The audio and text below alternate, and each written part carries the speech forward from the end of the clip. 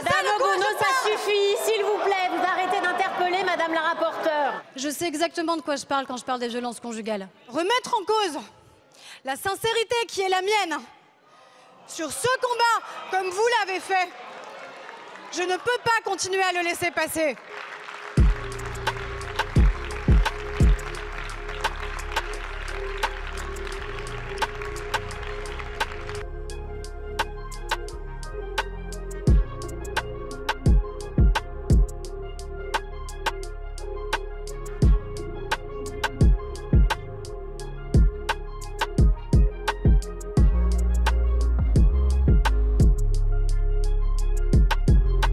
Je n'accepte pas, et je n'ai pas accepté.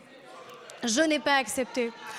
Aucune femme dans cet hémicycle n'a accepté les procès en opportunisme politique sur la question des violences.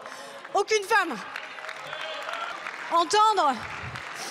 Entendre des interpellations à l'extrême gauche comme à l'extrême droite sur la mise en doute de la sincérité du combat que nous devrions tous porter sur la question. Non, Madame Obono, je ne l'instrumentalise pas.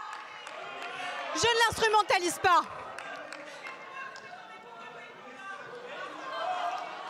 Parce que Madame Obono, je sais Madame de quoi Obono, je ça parle. suffit, s'il vous plaît, vous arrêtez d'interpeller Madame la rapporteure.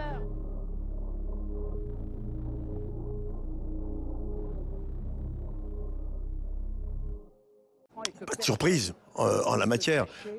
La droite sénatoriale, même si nous avons vu chez les centristes, chez LR, certains votent. Peut-être quelques, oui. Il manque quelques voix. Peut-être 25. Mais aucune surprise en la matière. La droite sénatoriale voulait voter l'article 7. Elle l'a obtenu. Mais ce que je tiens à dire, c'est qu'on s'est bien battu. Permettez-moi de le dire très simplement. C'est bien battu avec des arguments qui montrent que l'article 7, qui correspond finalement à une réforme comptable, aurait pu être, changé, potentiellement même annulé par d'autres mesures financières que nous avons proposées systématiquement et qui ont été refusées par la droite. Donc l'article 7 aujourd'hui est voté et nous allons dire aux Français on fait payer à 18 millions de Français, grosso modo 20 millions, des efforts qui auraient pu être partagés différemment dans ce pays. La droite sénatoriale se défend en disant qu'elle vote une réforme similaire au projet de loi de financement de la sécurité sociale chaque automne depuis 2018. Lorsque le gouvernement lui présente une telle réforme, n'était-il pas gagné d'avance qu'elle allait la voter et donc que vous alliez perdre ce combat? Vous m'enlevez les mots de la bouche. Ça signifie qu'aujourd'hui, la grande coalition de droite, LR, libéral, autour de M. Macron, est en train de se constituer. LR ici a finalement servi la soupe au président Macron, dont acte. Au moins, les masques sont tombés. Le grand intérêt finalement de cet article 7, c'est de voir que sur une chose qui est essentielle, qui touche des millions de Français, eh bien, il y a eu une collusion manifeste, une coalition de fait, qui peut-être d'ailleurs deviendra demain une coalition. Peut-être que M. Bruno Retailleau sera nommé Premier ministre dans les jours à venir. Est-ce que, en attendant sa possible nomination, qui est bien entendu pour l'instant complètement pas à l'ordre du jour, mais est-ce que la Première ministre actuelle reprend un peu du souffle grâce au vote de la droite sénatoriale? Est-ce qu'Emmanuel Macron va reprendre des couleurs dans l'opinion grâce à ce vote ce soir? Tout d'abord, la loi n'est pas totalement votée à ce stade. Il reste jusqu'à dimanche soir minuit au Sénat pour voter les 20 articles. Il nous reste encore 13 articles à travailler. Ce n'est pas fini. Nous allons continuer à argumenter, à défendre nos amendements, à défendre notre volonté finalement de défendre les Français. Et si la loi n'est pas votée globalement, eh bien, ça signifiera que l'article 7 n'est pas voté au bout du bout. Donc la droite a gagné, a fait une victoire, mais ce n'est pas encore la guerre. C'est une bataille. Nous sommes aujourd'hui toujours en train de lutter, de résister, même si on nous oppose beaucoup d'éléments de règlement qui nous empêchent finalement de parler autant que nous voudrions. J'allais y venir, Patrick Kenner, parce que on a suivi sur Public Sénat in extenso, même très tard, jusqu'à 3h30 du matin hier, tout ce qui s'est passé autour de l'examen de cet article 7, puisque vous avez débattu pendant de nombreuses heures sur cet article et que vous avez fait railler avec tous les outils du règlement, on peut le dire. Que dire de cette séquence? Elle va marquer les esprits. C'était un niveau de tension entre la droite et la gauche sénatoriale qui n'avait jamais été atteint, vous le dites. Il y aura un avant et un après. article 7 de cette loi scélérate de réforme des retraites dans notre pays. Pour le Sénat notamment. Pour le Sénat notamment, parce que c'est la première fois que la majorité sénatoriale, autour de son président, ce que je regrette, mais autour de M. Retailleau, j'allais dire Brutailleau, c'est assez... voilà, on a été plutôt brutalisés, utilise les amendements prioritaires qui font tomber nos amendements, qui utilisent l'article 38, c'est-à-dire qu'un vote pour, un vote contre, et on arrête le débat. Donc on clôture le débat, qui utilise l'article 42, il vient d'être utilisé pour nous empêcher de faire des explications de vote. Eh bien, tout cela montre simplement que finalement, la droite a peur du débat et je crois que ce n'est pas effectivement l'histoire habituelle du Sénat. Je le regrette, nous le regrettons parce que c'est vrai que cette Chambre a été habituée à un respect très profond pour son opposition. Ce n'est plus le cas aujourd'hui.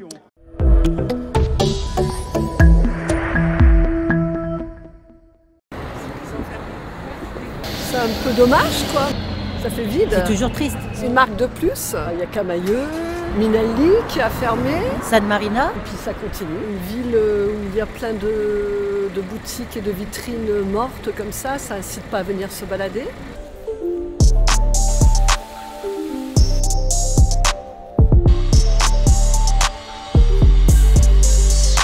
Là derrière nous, il y a San Marina.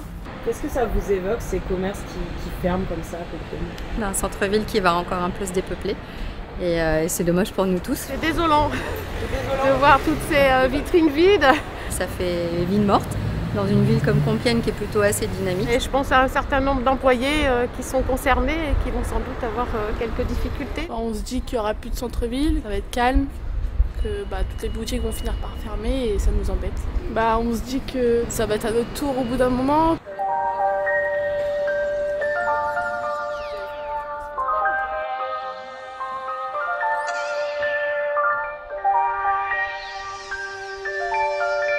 Tout le monde, on est tous menacés. Le monde attire le monde. Plus il y a de boutiques, plus les centres-villes sont actifs, plus ça ferme, plus ça va fermer. Compiègne était encore un petit peu épargnée, mais là, Compiègne subit de plein fouet ce que subissent tous les centres-villes. C'est une situation qui, on va dire, est générale sur la France. Si on parle de Compiègne même, c'est un trafic qui est, on va dire, en berne.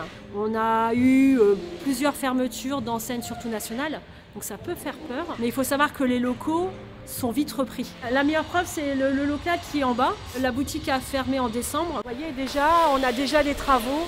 Donc ça, c'est de bon augure quelque part. Ça montre aujourd'hui qu'il y a un attrait pour venir s'installer à Compiègne. Mais il faut absolument que les gens continuent d'aller dans leur centre-ville. Et on n'a pas d'autre solution que de dire à nos clients, vous avez tout est dans vos mains. C'est vous qui détenez cette possibilité d'avoir des centres-villes actifs. Tous les centres-villes vont mourir si tous les gens continuent d'acheter sur Internet. Mais à force d'avoir accès au monde entier, on oublie son quartier. Ce qui est plus compliqué, c'est de se dire qu'on peut avoir accès à tout ce qui se fait dans le monde, mais que parfois ce qu'on cherche, c'est pas très loin. Et que ça peut être bien aussi d'avoir l'échange et pas seulement retrouver son colis dans sa boîte à lettres.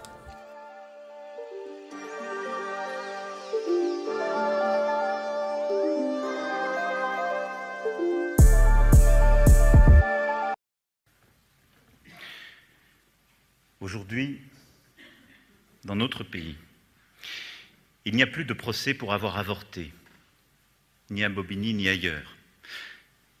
Il y a pourtant les mêmes chefs d'accusation, les mêmes pleurs, la même honte dans des tribunaux d'autres pays du monde, revenus sur la marche des droits des femmes.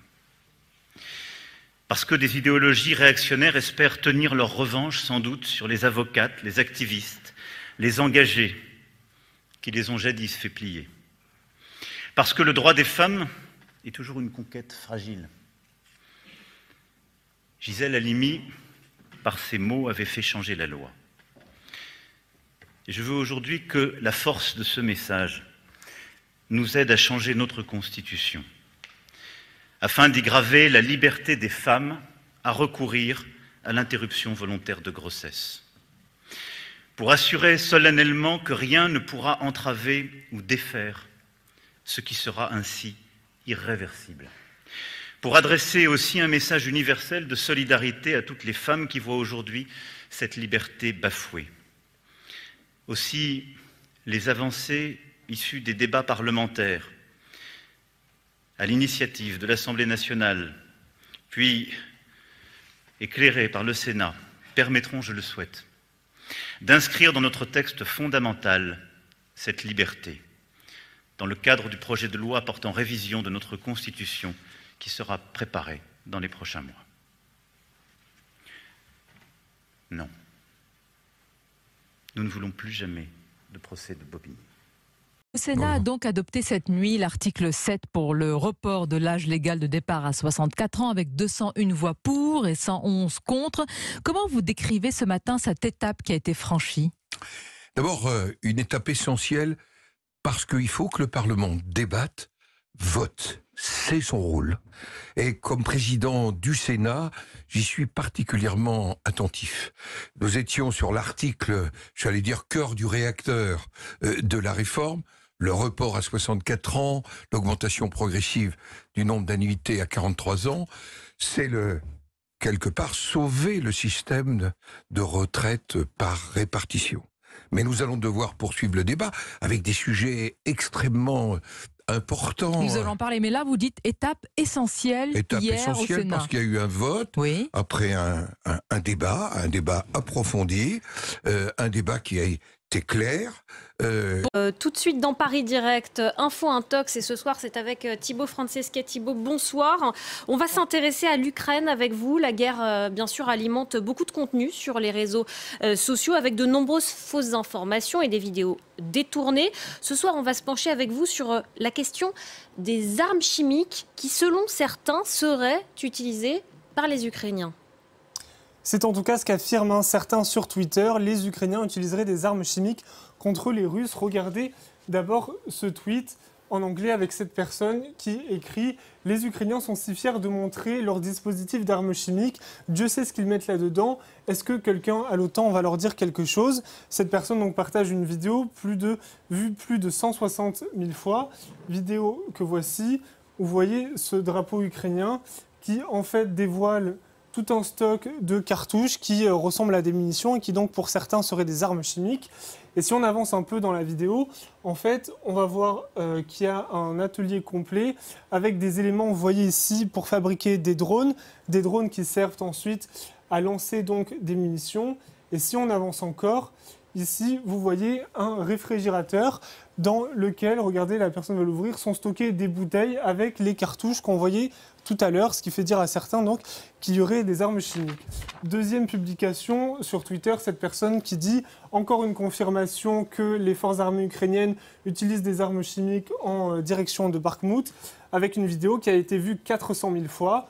Regardez la vidéo et on voit en fait qu'on reconnaît un peu le même endroit, le même atelier qu'on voyait tout à l'heure, sauf que cette fois-ci on voit le visage des soldats en question et en fait quand on écoute les voix, on reconnaît la voix du soldat qu'on entendait dans la première vidéo et ils expliquent ici qu'avec ces munitions qu'ils veulent répondre pour Soledar, une ville prise par la Russie au mois de janvier. Mais qu'est-ce qui permet de dire à ces personnes qu'il s'agirait d'armes chimiques que l'on verrait sur ces images? Eh bien, ces personnes, elles s'appuient sur deux éléments. D'abord, le réfrigérateur qu'on a vu tout à l'heure, avec les munitions à l'intérieur. Elles estiment que si elles doivent être conservées au frais, c'est qu'il doit s'agir d'armes chimiques. Et deuxième élément, les inscriptions qu'il y a sur ces munitions ici. Pour certains, là encore, ce serait des preuves. Alors, pour creuser la question et tenter d'en savoir plus, les observateurs de France 24 ont fait des recherches, ont essayé de remonter à l'origine de la vidéo. Ils se sont aperçus que la fabrication de ces armes chimiques est souvent attribuée à un certain Robert Madiar ou Robert Brovdi, présenté comme un commandant d'un groupe de reconnaissance aérienne. Et regardez, en fait, quand on regarde ici, sur l'uniforme du soldat qu'on voyait tout à l'heure, on voit ce nom qui est écrit, le nom de Madiar, et on le voit apparaître plusieurs fois dans les vidéos qu'on a vues tout à l'heure. Et donc les observateurs ont retrouvé sa trace sur Telegram, mais aussi sur Facebook. Vous voyez ici son compte Facebook qui apparaît. Et donc, ils l'ont contacté pour essayer d'en savoir plus sur ces vidéos. Et ce Robert Madiar a répondu aux observateurs de France 24 dans une vidéo où vous voyez, il est dans l'atelier qu'on voyait tout à l'heure et il va revenir notamment sur la question du fameux réfrigérateur qu'on voyait, où il explique qu'en fait, ils s'en servent tout simplement comme d'un rangement parce qu'il manquait de place tout simplement pour stocker des choses et que ce réfrigérateur n'est même pas branché. Quant aux inscriptions qu'on voyait, il explique qu'elles correspondent tout simplement au type d'arme utilisée. Et ces explications sont-elles crédibles? Est-ce que des experts ont pu analyser ces contenus? Qu'en pensent-ils? Tout à fait, les observateurs de France 24 ont contacté des experts pour vérifier les affirmations de ce soldat ukrainien parce qu'après tout, on pourrait se demander s'il dit vraiment la vérité. Il y a peu de chances qu'ils reconnaissent utiliser des armes chimiques si jamais c'était le cas. Et donc, les observateurs ont contacté un certain Matteo Guidotti, un chercheur italien en chimie au Conseil national de la recherche, spécialiste en décontamination d'armes. Et pour lui, aucun élément ne montre qu'il s'agirait d'armes chimiques, bien au contraire. Regardez, il explique notamment que dans un atelier stockant des armes chimiques, il devrait y avoir des protections individuelles comme des masques ou des gants. Et ici, ce n'est pas le cas.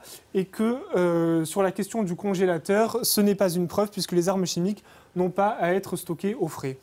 Est-ce que cela exclut totalement, Thibault, le fait que des armes chimiques aient pu être utilisées ? Non, pas forcément, puisque ça montre qu'ici, des armes chimiques n'ont pas été utilisées, mais ça ne veut pas dire non plus qu'aucune arme chimique n'a été utilisée depuis le début de la guerre en Ukraine. Pour ça, il faudrait une enquête d'un organisme spécialisé, l'Organisation pour l'interdiction des armes chimiques. Et aujourd'hui, elle affirme qu'aucune preuve ne lui a été remontée, que des armes chimiques ont été utilisées et qu'aucune enquête n'a été déclenchée en ce sens. C'était Info Intox. Merci beaucoup Thibault Franceschi. Restez avec nous. Sur France 24, on se retrouve à 22h30 pour un nouveau journal Paris Direct continue.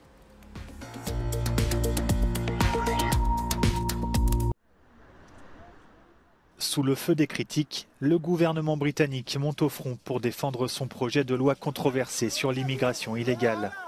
Celui-ci prévoit d'interdire aux migrants arrivant sur de petites embarcations de déposer une demande d'asile. La ministre britannique de l'Intérieur ne juge pas ce texte contraire au droit international.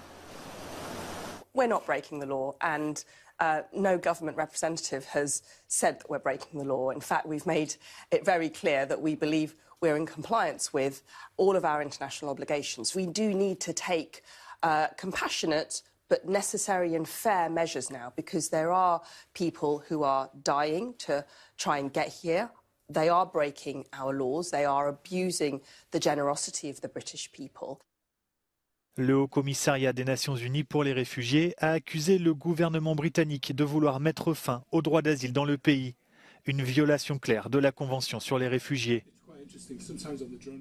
Avec ce projet de loi, le gouvernement britannique entend lutter contre la forte augmentation des arrivées de migrants illégaux par la Manche sur de petites embarcations. Il s'agit de l'une des principales promesses du Premier ministre conservateur Rishi Sunak.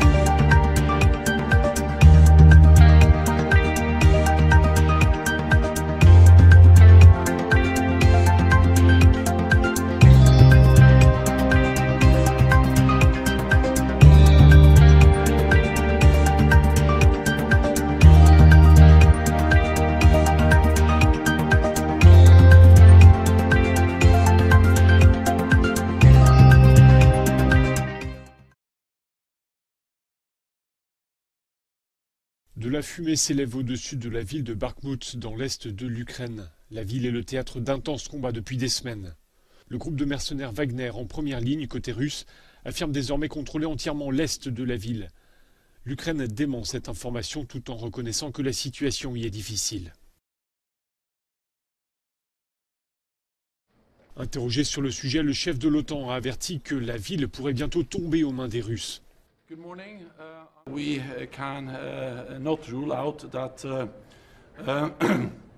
Bakhmut may eventually fall in the coming days. And therefore, it is also important to highlight that this does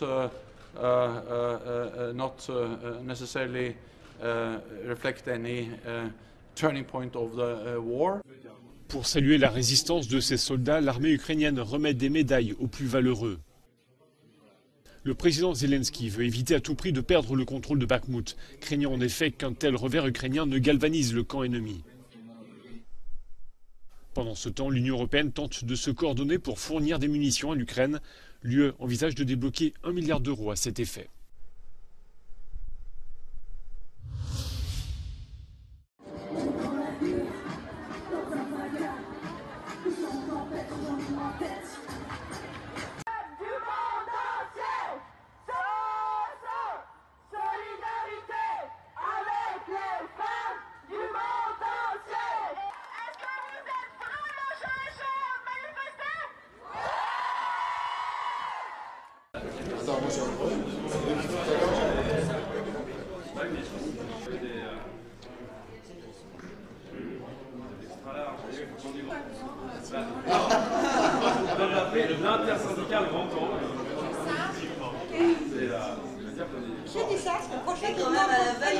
Le silence du président de la République constitue un grave problème démocratique qui conduit immanquablement à une situation qui pourrait devenir explosive.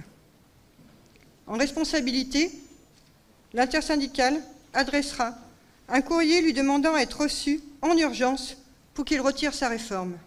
C'est fort de cette détermination exprimée aujourd'hui que l'intersyndicale soutient et encourage tous les secteurs professionnels à poursuivre et amplifier le mouvement. L'intersyndicale appelle à se saisir du 8 mars pour pointer la détérioration particulière de la situation des femmes avec ce projet de réforme. L'intersyndicale soutient l'appel spécifique des organisations de jeunesse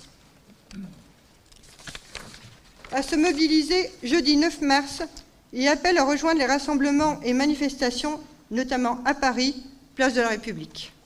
L'intersyndicale appelle à une nouvelle mobilisation interprofessionnelle ce samedi 11 mars, puis dès la semaine prochaine, à une journée de manifestation et de grève, le jour de la commission mixte paritaire, moment important du calendrier parlementaire.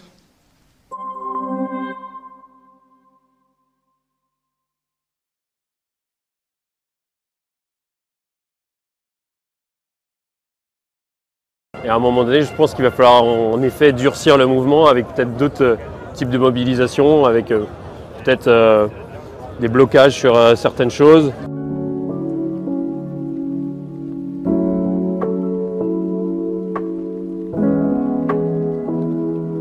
Je pense que c'est dommage qu'on ne nous entende pas et qu'on ne nous écoute pas alors qu'une bonne partie des Français est contre cette réforme. C'est clair que c'est un dialogue de sourds entre le peuple et le gouvernement. J'ai l'impression que ça paraît assez difficile de se contenter de simplement marcher dans la rue. Et à un moment donné, je pense qu'il va falloir en effet durcir le mouvement avec peut-être d'autres types de mobilisation, avec peut-être des blocages sur certaines choses. Je pense qu'un blocage plus global, comme en mai 68, tout ça, enfin un vrai blocage pendant longtemps des transports, comme à Paris où il y avait pendant 3 semaines, tout le monde se déplaçait à pied, etc. Et les blocages des raffineries et des stations essence et des choses qui bloqueraient vraiment le pays, je pense que ça pourrait être une solution si tout le monde est solidaire. On est très très nombreux ici, c'est quand même très encourageant. Faire un petit peu comme à l'époque des Gilets jaunes, bloquer absolument tout le pays pour que ceux qui en ont la gestion et le pouvoir comprennent que nous sommes déterminés à aller jusqu'au bout. Poursuivre le mouvement des Gilets jaunes, un peu ce qui s'est passé en 2019, ce serait pas mal.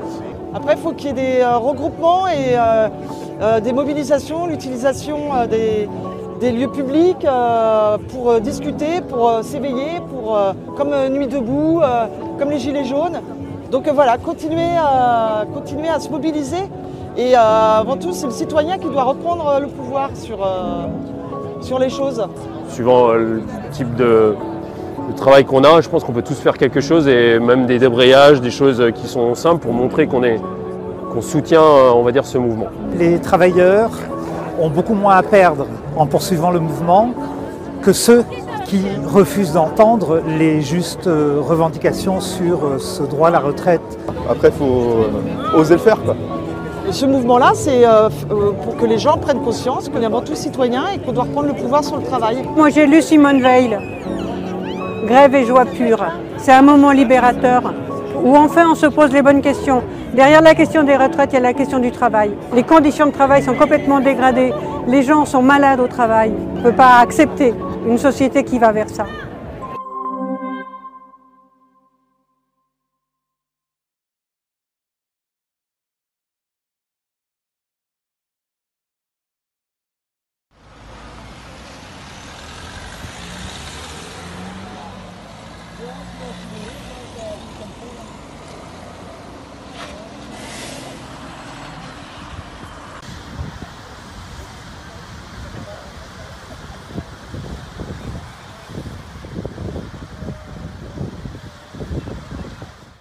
Un coup d'éclat, un règlement de compte. Après, pour quelles raisons, on ignore absolument. Qui sont les auteurs, on ignore. On ignore aussi.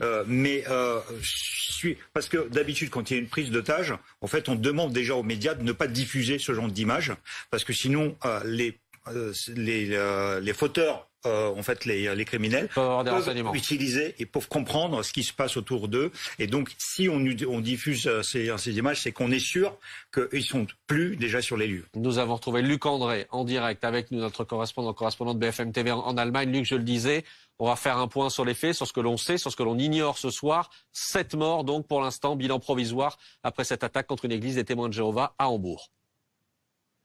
Oui, alors l'attaque s'est passée donc dans un bâtiment qui appartient à l'église des témoins de Jéhovah dans le nord de la métropole hanséatique, la deuxième plus grande ville d'Allemagne. 7 morts, 24 blessés selon le bilan provisoire, tous des blessés par balle, d'après ce que la police a communiqué. La police donc qui est intervenue donc quelques minutes après donc cette fusillade qui se serait déroulée autour de 21h dans ce bâtiment qui ressemble qui ressemble pas vraiment à une église, hein, vous le voyez sur les images, c'est un bâtiment moderne et donc bouclé par des forces de sécurité en armes, avec des armes automatiques, parce que les assaillants n'ont pas été retrouvés. La police dit ignorer quel est le motif de cette fusillade, et parmi les recommandations qui ont été données par la police ce soir, c'est de rester chez soi. On demande aux Hambourgeois de ne pas sortir dans la rue et de ne pas utiliser leur téléphone portable si possible pour que les lignes soient libres, à la fois pour les services de secours et puis pour mener l'enquête, pour essayer de retrouver les personnes derrière cette fusillade. Le journal Bild parlait de bain de sang, et on peut imaginer qu'avec 7 morts et 24 blessés par balle, l'attaque a été particulièrement violente ce soir à Hambourg. Merci à vous, merci Luc André. On vous retrouvera évidemment dans un instant. Pauline Simonet, on rappelle, Hambourg, deuxième plus grande ville d'Allemagne, dans une communauté très implantée, on le disait avec Ulysse Gosset tout à l'heure, 160 000 membres, témoins de Jéhovah. C'est très peu par rapport à la population allemande. Oui, c'est vrai, vous avez raison. 80 millions. Vous avez raison. C'est une toute petite le chiffre absolu est c'est important. beaucoup en soi, mais c'est très peu par rapport au nombre d'Allemands. Vous avez raison, évidemment, Ulysse Gosset, mais toujours ce point d'interrogation et sur le ou les auteurs et évidemment, de fait, sur les motivations, sur ce qui a motivé cette tragédie. Effectivement, le ou les auteurs qui sont en fuite, et donc à ce stade, on n'a absolument aucune indication sur leur identité, sur leur profil, mais ce qu'on peut faire, c'est rappeler effectivement les menaces assez importantes qui pèsent sur l'Allemagne. L'Allemagne qui est en proie en fait à une double menace. D'un côté, il y a une menace islamiste. Il y a eu régulièrement, notamment depuis 2016, le dernier, l'attentat le plus lourd, c'était à Berlin, un attentat au camion bélier, un attentat islamiste qui avait fait 12 morts. Et les attentats terroristes islamistes sont assez réguliers depuis 2016 en Allemagne. Mais il y a aussi une autre menace, la menace de l'extrême droite, de groupuscules d'extrême droite. Il y avait, il y a quelques mois, un grand complot qui avait été déjoué par les autorités allemandes, plusieurs centaines d'Allemands d'extrême droite, qui auraient eu des liens d'ailleurs avec la Russie, avec Moscou, qui avaient été finalement déjoués, des groupuscules d'extrême droite qui d'ailleurs ont attaqué à plusieurs reprises des lieux communautaires ou des lieux religieux en Allemagne. Donc, mais effectivement, à ce stade, puisque le ou les auteurs sont toujours en fuite et qu'on n'a pour l'instant pas eu de récit de témoins, on ne sait pas évidemment s'il s'agit d'un attentat terroriste ou si cet attentat lié plus particulièrement à cette communauté. Et toujours ces images en direct d'Hambourg, images de ce bâtiment. C'est là qu'a eu lieu tout à l'heure le drame vers 21h, cette attaque contre un bâtiment de l'église des témoins de Jéhovah. 7 morts au moins, 24 blessés ces derniers bilans donnés pour l'instant par le journal Bild en Allemagne. On va regarder ce que dit ce soir le maire de Hambourg, justement. Voici le tweet qu'a publié tout à l'heure le maire. Mes plus sincères condoléances aux familles des victimes. Les services d'urgence travaillent d'arrache-pied pour retrouver les auteurs et clarifier le contexte des services de secours, des services d'urgence qu'on a vus et que l'on voit encore à l'œuvre sur les images qui nous arrivent en direct ce soir d'Hambourg. Bonsoir Florent Vadillo. Bonsoir. Merci à vous d'être avec nous, spécialiste des questions de renseignement. On a ce drame ce soir à Hambourg, c'est 7 morts, 24 blessés. Je redonne le bilan ce soir sur BFM TV, mais on a toujours ce point d'interrogation et on s'interrogeait tout à l'heure sur les menaces qui pouvaient planer sur l'Allemagne en général et éventuellement sur cette église des témoins de Jéhovah en particulier. Vous, comment analysez-vous la situation ce soir ? Comme vous avez pu l'indiquer, il y a 2 menaces principales qui peuvent être mises en avant dans le cadre de ce drame. La première est une menace djihadiste qui pèse sur l'Allemagne, qui pèse sur l'Europe d'une manière générale. Il y a en Allemagne des communautés qui sont effectivement surveillées par les services de renseignement. Et puis il y a une volonté de la part des djihadistes de longue date de frapper l'ensemble des pays qui ont pu prendre des positions géopolitiques. Et puis il y a une deuxième menace qui est très importante, qui est effectivement la menace d'extrême droite, avec un contexte particulier de la position historique des témoins de Jéhovah en Allemagne, qui ont été des ennemis déclarés du Troisième Reich et qui, de ce fait, ont été persécutés très lourdement sous le régime nazi et qui sont toujours des ennemis pour ces groupuscules d'extrême droite néo-nazis. Donc on peut avoir des menaces qui soient structurées, comme on peut avoir évidemment un déséquilibré qui décide de s'attaquer à un lieu de culte, quel qu'il soit. Et donc je pense qu'il y a ces 2 menaces structurelles et puis cette menace qui est hélas extrêmement conjoncturelle, qui est le passage à l'acte de gens fous qui sont motivés souvent par l'écho médiatique que leurs actes peuvent avoir dans ce cadre d'extrême tension en Europe. Vous parlez de ces menaces venues de l'extrême droite. Est-ce que ces menaces sont, documentées, publiques d'une certaine manière? Alors on sait que c'est très spécifique, on parle de choses très spécifiques, là en l'occurrence les témoins de Jéhovah, mais est-ce qu'à votre connaissance, il y avait des choses qui avaient été dites, signalées ces derniers temps? À ma connaissance, les témoins de Jéhovah n'étaient pas spécifiquement ciblés par l'extrême droite, mais cette extrême droite extrêmement virulente en Allemagne qui se réactive souvent avec des événements médiatiques et la guerre en Ukraine de ce point de vue-là est un événement extrêmement fort pour justifier un sursaut de nationalisme allemand de ce point de vue-là, peut faire partie des éléments qu'on peut mettre en avant pour justifier des passages à l'acte. Mais encore une fois, il est très tôt pour arriver à comprendre des motivations, d'autant qu'il n'y a pas eu de revendication, et ce qui est, de ce point de vue-là, de la part des néo-nazis, assez surprenant s'ils devaient être impliqués, parce que souvent, ce sont des actes qui sont très rapidement revendiqués. Oui, vous avez raison. Évidemment, il faut rester très prudent ce soir. On a évoqué les différentes hypothèses, les différentes menaces qui planaient et sur l'Allemagne en général et sur cette église des témoins de Jéhovah. Comment sont organisés les services allemands pour lutter contre ces menaces-là ? En fait, les services allemands ont d'abord une organisation au niveau fédéral avec un service de renseignement intérieur qui est notamment chargé de la lutte contre l'extrême droite et contre le terrorisme. Et puis vous avez dans chacun des landes, dans chacune des régions allemandes, dans un modèle fédéral beaucoup plus évidemment étranger à notre mode de fonctionnement français, vous avez des services de police qui ont des entités de renseignement, ce qui fait que vous avez un maillage policier et sécuritaire qui est assez important et qui sur les questions de terrorisme comme d'extrême droite sont extrêmement structurés et savent travailler de longue date entre eux. Donc voilà cette articulation un peu spécifique au modèle institutionnel allemand entre un service de renseignement fédéral, des services policiers, des entités de renseignement au niveau de chacun des États allemands. Je vous arrête Florent Vadillo parce qu'on a cette information, on va la commenter évidemment avec vous Lise Gosset, information que nous donne ce soir l'AFP, c'est sourcé de la police allemande qui dit que le tireur ferait partie des personnes qui ont été tuées dans cette fusillade, Ulysse. Évidemment très importante si elle se révèle exacte parce que jusqu'à présent on parlait de 1 ou 2 tireurs en fuite et là selon effectivement la police allemande que reprend l'agence France Presse, eh bien le tireur ferait partie des personnes tuées, donc des 7 morts causées par cette fusillade. Pourquoi aurait-il été tué? Est-ce que cela veut dire qu'il y a eu une réaction? Est-ce que ça veut dire qu'il y a eu un échange de coups de feu et pas simplement des tirs contre la communauté des témoins de Jéhovah? C'est extrêmement difficile à dire pour l'instant, mais si l'information est exacte, ça veut dire que effectivement il y a eu réaction à l'intérieur de ce bâtiment. Je précise juste, pardon, que ces images qu'on a déjà vues, ce ne sont pas des images en direct. Non, c'est l'entrée en fait des forces de police allemandes, des forces spéciales. Ça peut être un suicide. Oui, absolument. Ça peut aussi être un suicide. Le tireur peut être un suicide, ce qui pourrait effectivement nous amener à une thèse d'un drame provoqué à l'intérieur de la communauté des témoins de Jéhovah. C'est pour ça que, bon, c'est vrai qu'on a raison de dire qu'en Allemagne, il y a 2 principales menaces terroristes, le terrorisme islamique et le terrorisme d'extrême droite, mais ça peut être un incident totalement interne au mouvement des témoins de Jéhovah.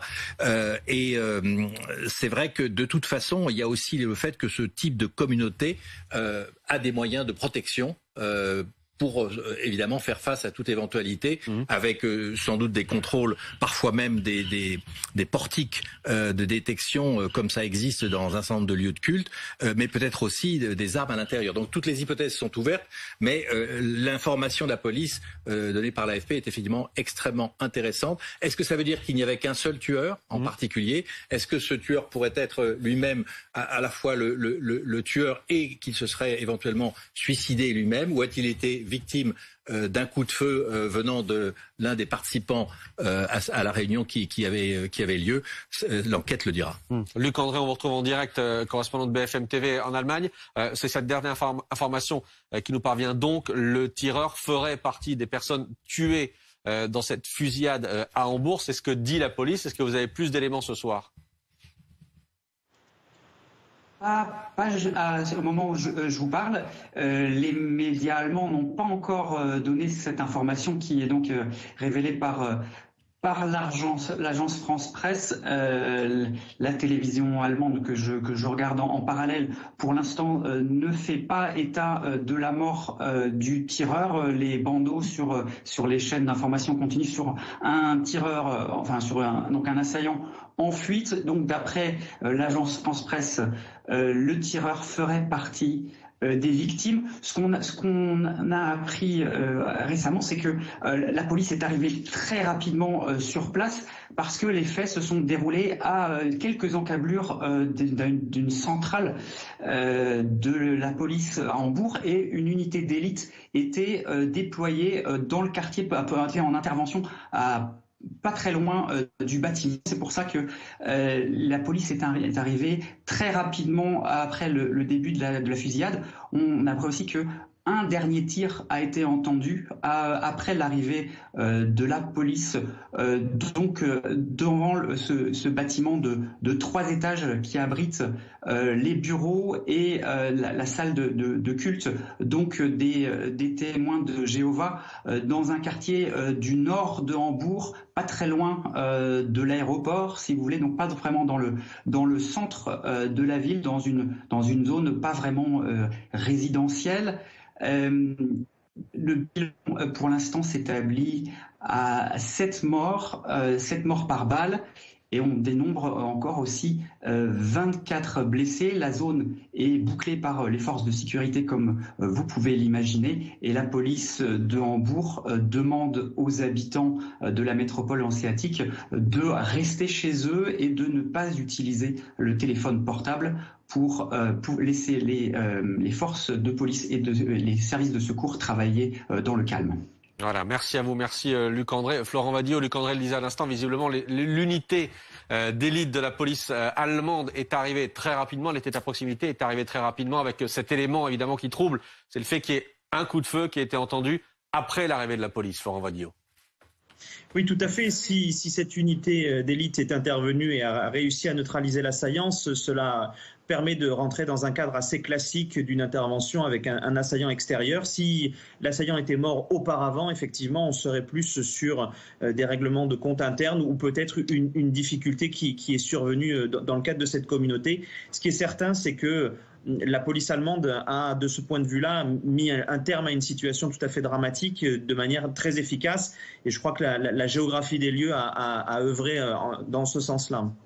Et effectivement, avec une arrivée très rapide sur place de la police, 7 morts, 24 blessés. Encore une fois, c'est le bilan que donne pour l'instant le journal Bild en Allemagne. On attend des confirmations officielles de ce bilan avec cette information. Donc le tireur ferait partie des personnes tuées. Pauline Simonet, on rappelait tout à l'heure les différentes menaces, les différentes hypothèses.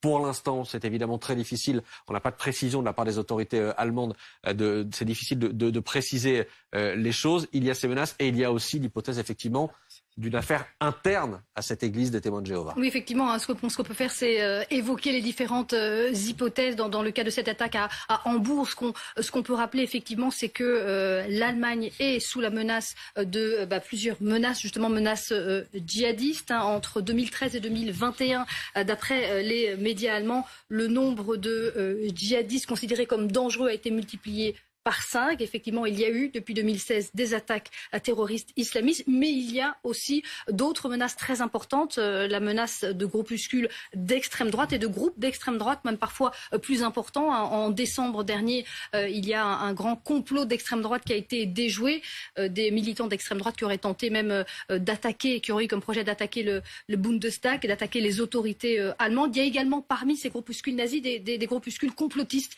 proches de QAnon, et notamment lors de ce projet, certains d'entre eux auraient souhaité faire revenir Donald Trump en Allemagne. Donc il y a aussi des groupuscules complotistes qui sont liés à ces groupuscules nazis. Donc effectivement, dans ce cas-ci, on apprend que le tireur, en tous les cas, un tireur, un assaillant a été tué, fait partie de ces 7 victimes.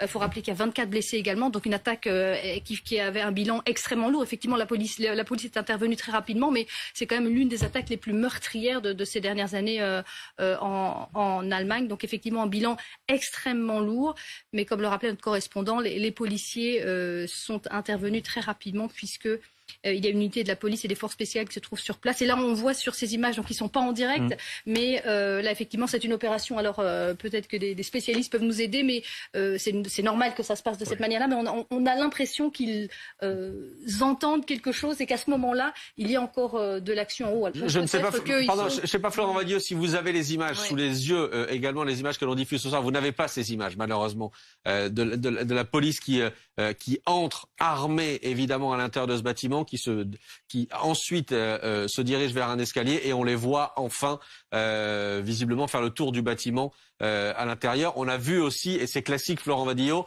la police qui ensuite, en faisant sortir les personnes qui étaient présentes dans le bâtiment, fouillait systématiquement les personnes, leur apporter du secours s'il y avait besoin de secours évidemment, mais fouillait aussi, plaquer ces personnes contre le mur, les mains en l'air, pour être fouillées, pour être sûr que ces personnes-là n'étaient pas armées et qu'elles ne faisaient pas partie d'un éventuel commando qui aurait attaqué cette église.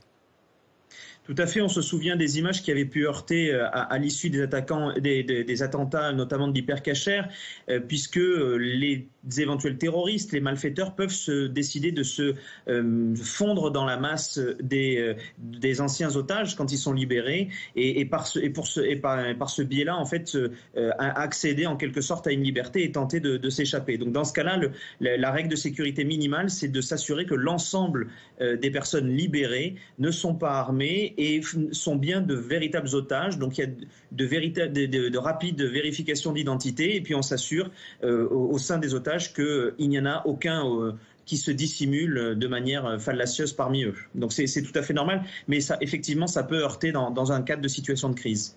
Je vous donne les dernières informations qui nous arrivent données par l'agence France Presse. L'auteur de cette fusillade à Hambourg, qui a fait plusieurs morts, au moins 7, on le disait tout à l'heure, et 24 blessés, ce soir dans un centre de culte donc des témoins de Jéhovah, pourrait se trouver parmi les personnes décédées. C'est ce que dit la police de la ville de Hambourg ce soir. Il y a des indications qu'un auteur se trouve éventuellement dans le bâtiment, éventuellement même parmi les morts. C'est ce qu'indique un porte-parole de la police sur la chaîne de télévision allemande NTV.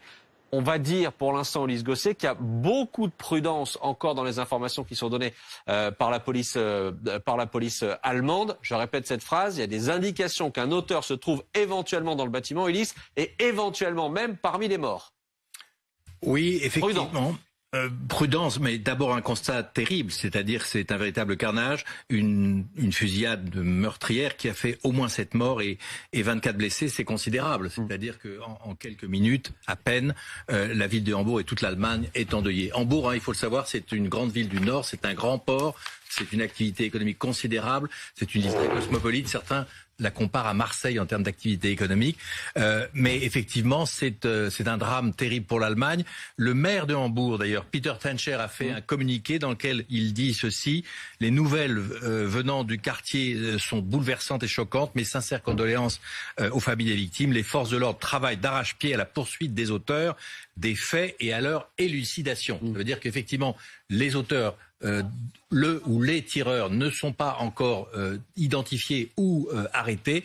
S'il y a un mort dans ce bâtiment des témoins de Jéhovah, il faut le rappeler, c'est un centre de culte des témoins de Jéhovah, cela pourrait être soit effectivement qu'il ait été abattu par l'un des témoins de Jéhovah à l'intérieur, ou bien qu'il ait été abattu par les forces de l'ordre qui ont pénétré dans le bâtiment, ou bien qu'il se serait éventuellement suicidé après avoir commis ce massacre. Les 3 hypothèses sont plausibles, mais pour l'instant, on ignore tout de son identité, de son âge, de sa religion. Est-ce lui-même un témoin de Jéhovah?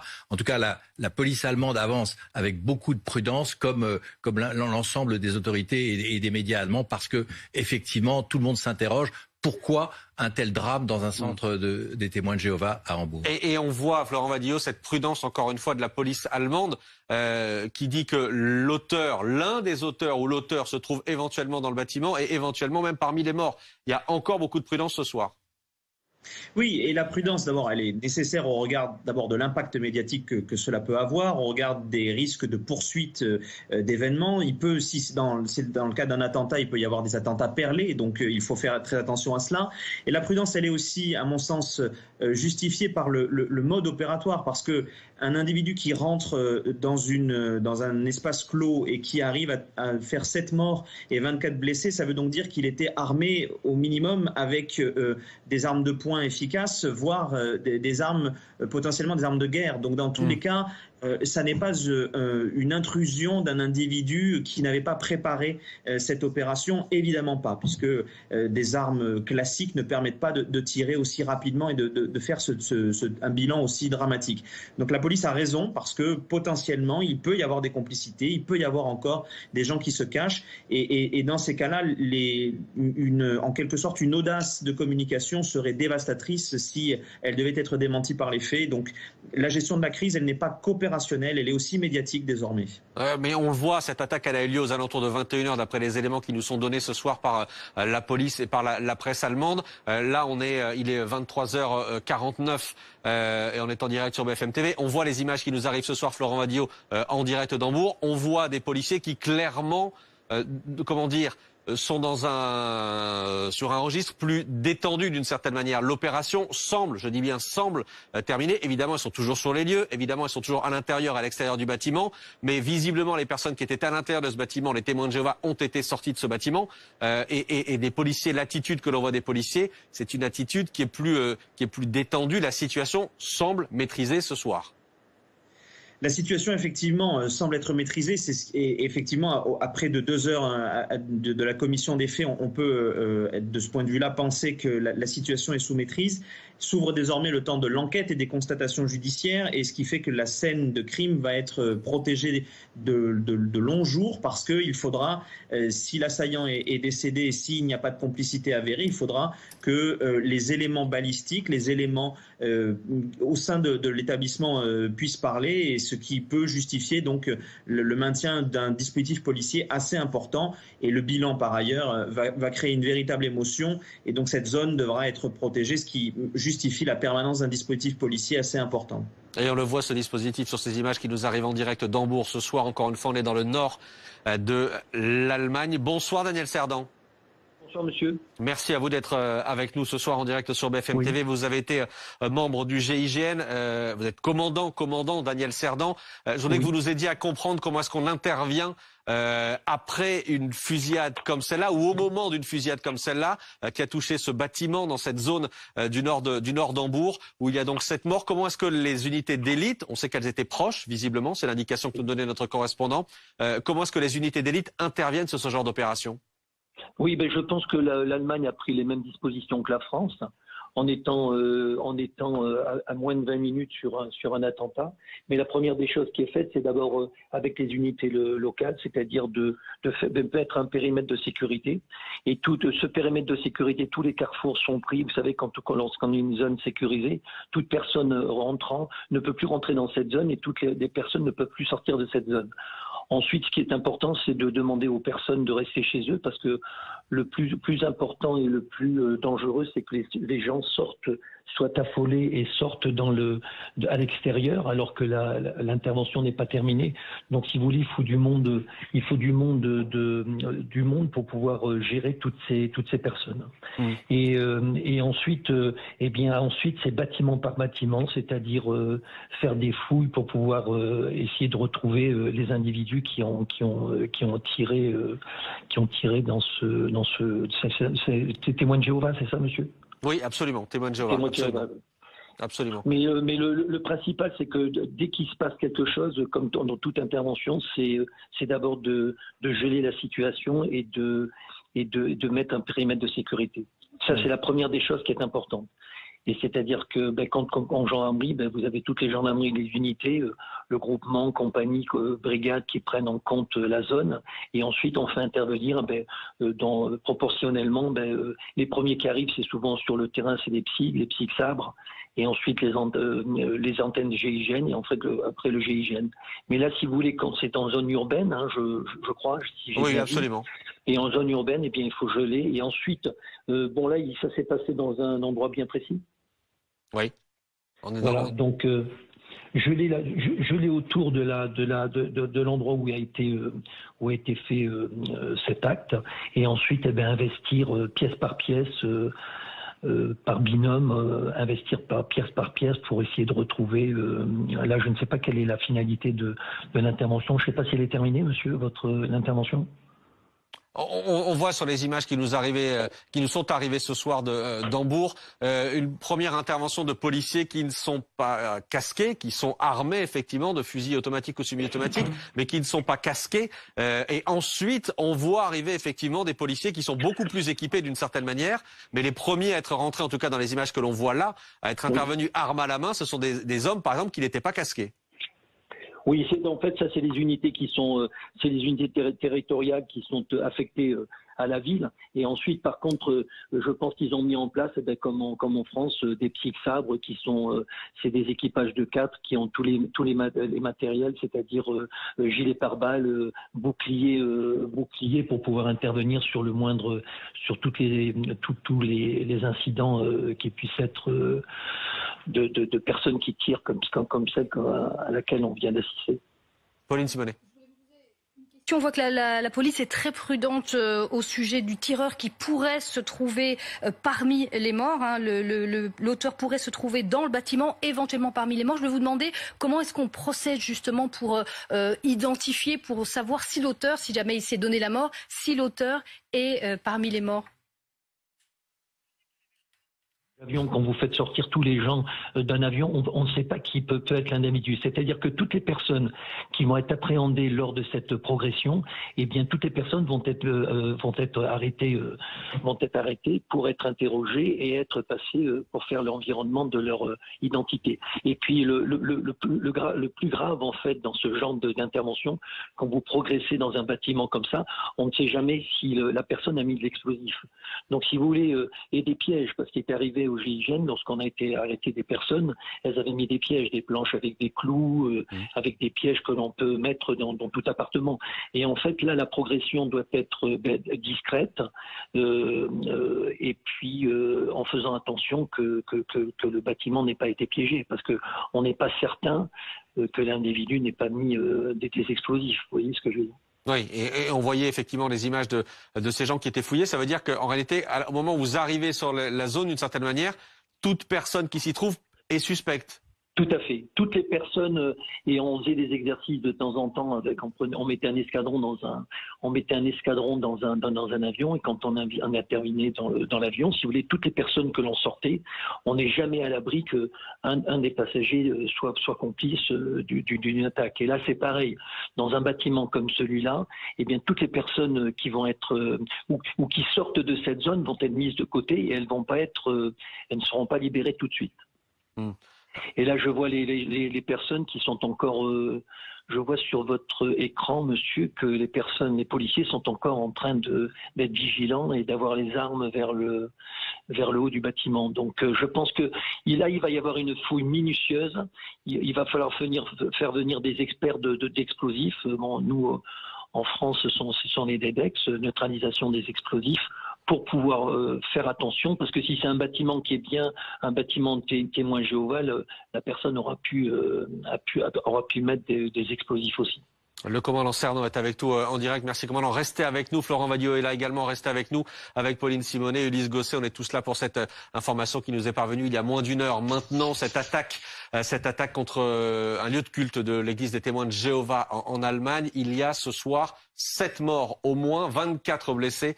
C'est le bilan que nous donne la presse allemande ce soir. Luc André, on va vous retrouver en direct. Luc, vous êtes notre correspondant, le correspondant de BFM TV en Allemagne. Luc, la dernière information importante qui nous arrive ce soir, c'est donc que le tireur, l'auteur ou l'un des auteurs de cette attaque, de cette tuerie, pourrait figurer parmi les personnes décédées.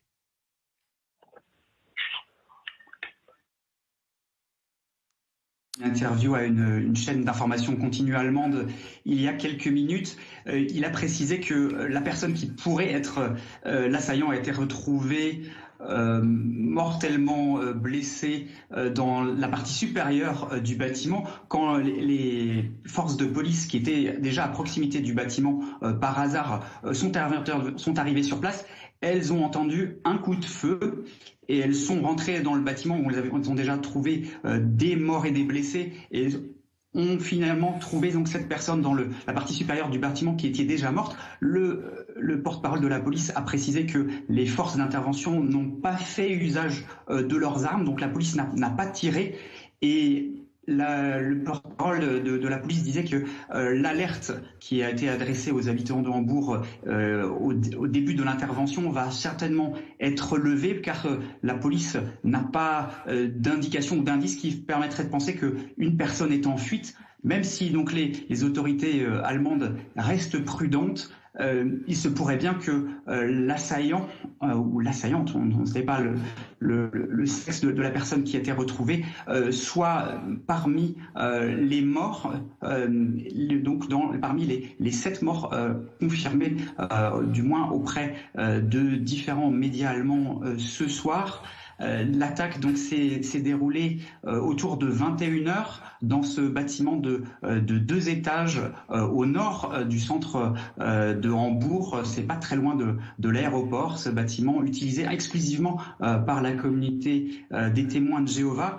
On ne sait pas encore à ce stade quel type d'événement et combien de personnes se trouvaient dans le bâtiment ce soir. Est-ce que c'était un rassemblement ou un office ? La police n'a pas de précision encore à ce stade, mais d'après les informations différentes d'Allemands, c'est un véritable bain de sang qui est intervenu ce soir à Hambourg. Et le maire de la ville, vous l'imaginez, s'est montré très très choqué par les événements de ce soir. Et nous restons en direct ce soir sur BFM TV pour vous informer, vous donner les derniers éléments après cette attaque contre donc ce bâtiment des témoins de Jéhovah à Hambourg. Hambourg, on est dans le nord de l'Allemagne, c'est la deuxième plus grande ville d'Allemagne. Il est là-bas aussi minuit. Florent Vadillo, on le voit, le scénario est en train de se préciser vu les éléments que nous donnait notre correspondant sur place, avec la police qui n'a pas tiré visiblement, mais a entendu un dernier coup de feu au moment où elle arrivait sur les lieux, et elle a ensuite retrouvé une personne qui pourrait être l'auteur des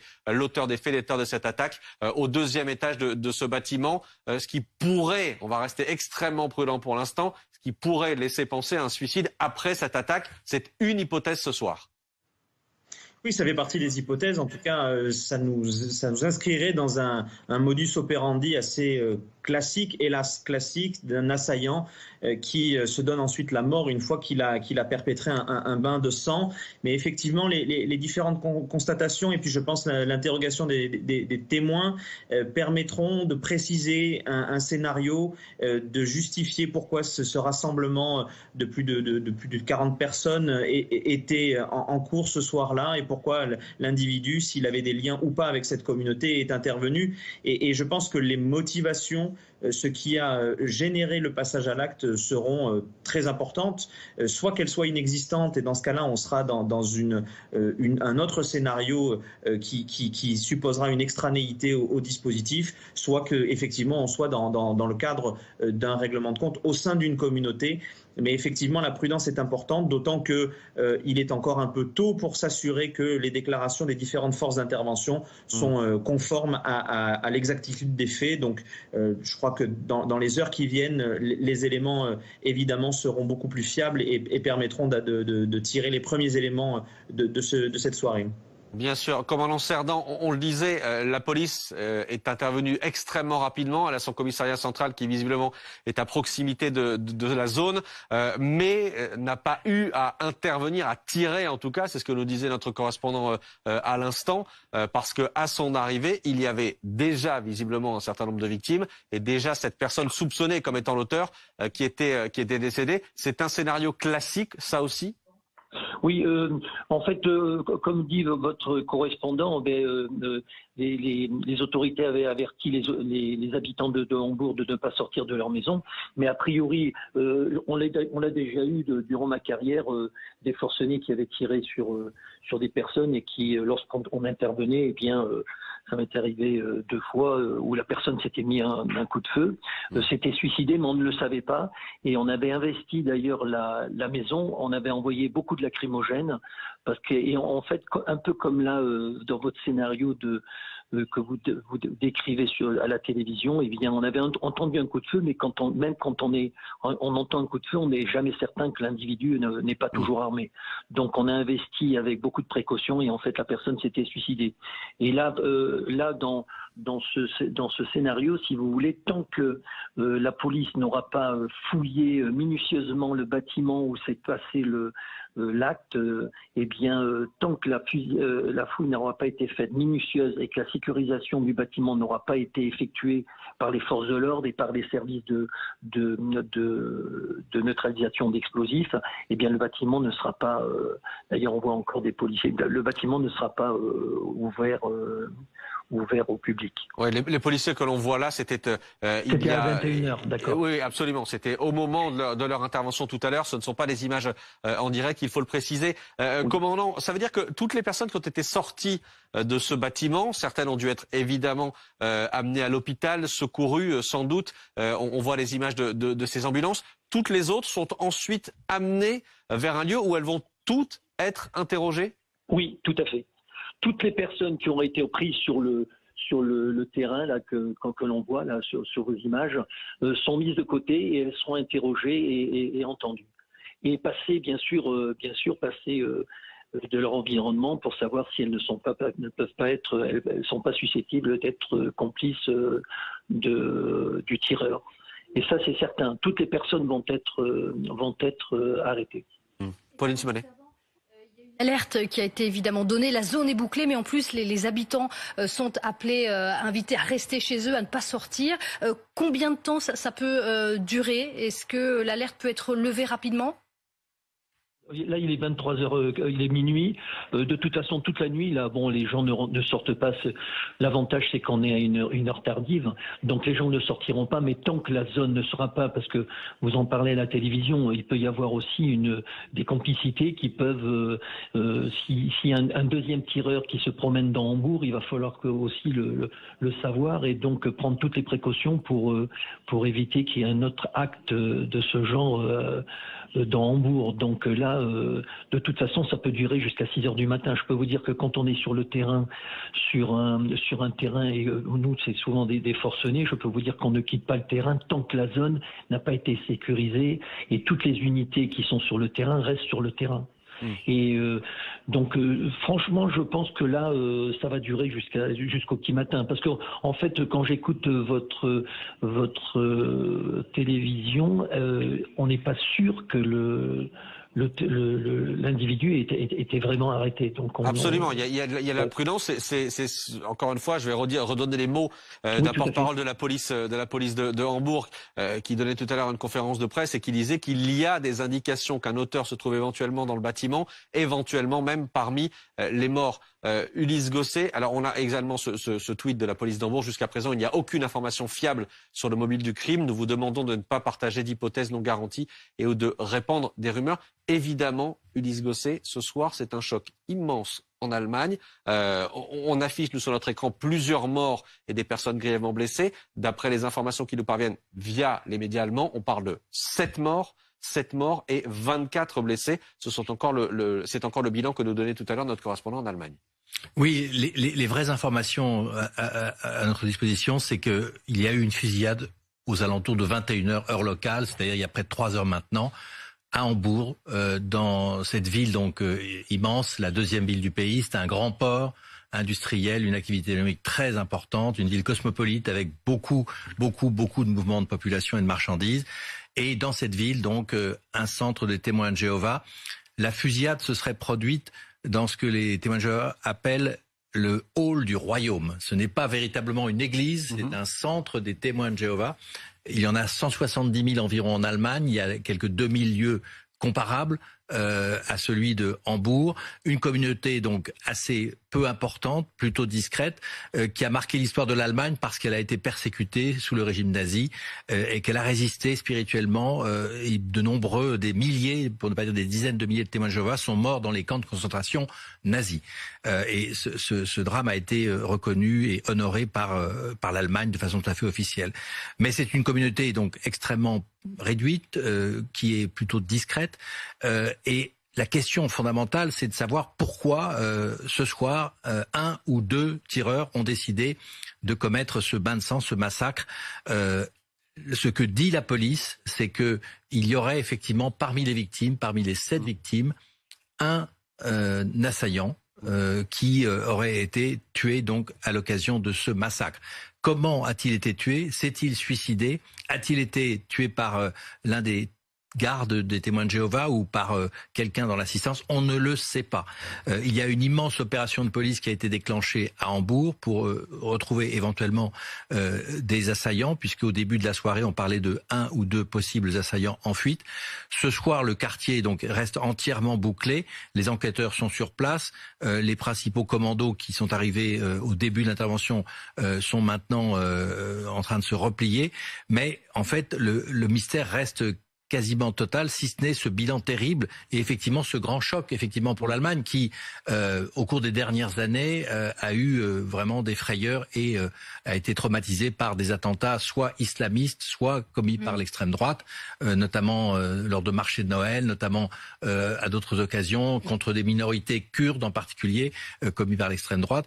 Donc c'est un pays qui redoute effectivement et des services de renseignement qui sont extrêmement actifs et qui a déjoué de très nombreux attentats. Mais ce soir, ce qui intrigue et ce qui est vraiment totalement unique, d'abord, c'est le premier massacre de masse, comme disent les Américains, mass shooting, fusillade de masse, qui frappe l'Allemagne et l'Europe.